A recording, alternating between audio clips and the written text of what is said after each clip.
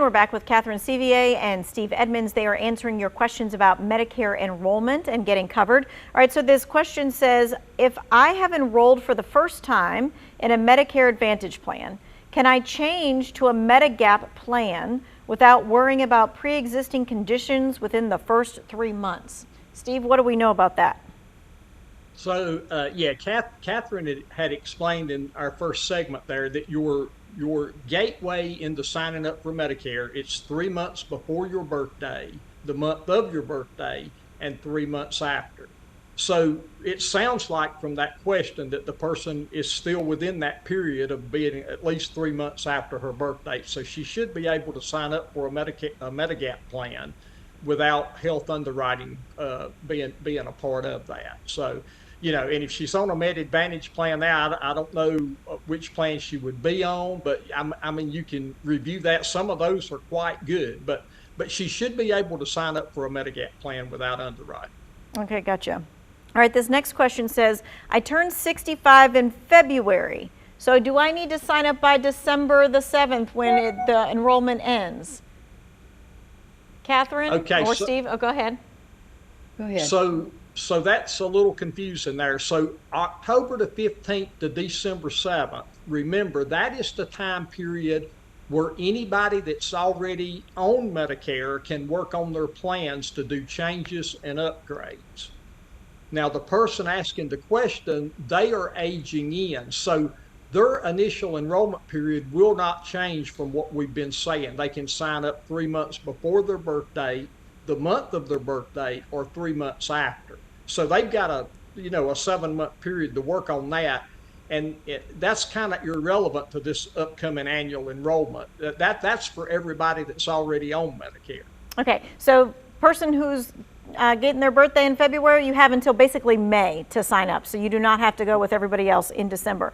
All right, let's talk about some cost savings that's coming with Plan B. Catherine? So this year, we are seeing something that's very unusual. We are getting $5.60 a month premium reductions instead of an increase on our Medicare Part B enrollment. Doesn't sound like a lot, but the fact that we're not only just holding our own, but seeing that $5.60 come back is a gift. I mean, it's better $5 in your pocket than in somebody else's pocket, right? No question. I'm figuring out where I'm going to go get a good coffee and breakfast with that money. All right.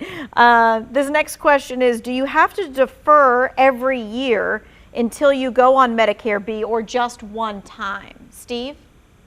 Just one time. Just one time.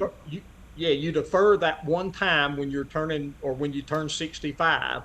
And then you contact Social Security. The next time will be when you're ready to actually take the Part B. So that would be probably at your retirement or whenever you're losing that group coverage. But you only defer the one time. All right, and let's take a look at the different coverages that Medicare offers, the different plans, because sometimes that gets a little crazy, right? So let's go down Part A. Hospital. Okay, that's your hospital stays. Yep. Part B, outpatient, radiology, lab, the things that we all get in the community, outpatient physical therapy, those types of things. Part C is what we were talking about, that's Medicare Advantage, and that's a managed care program for people who want to stay in network in a community and get all of their care with that group, including oftentimes their pharmaceuticals.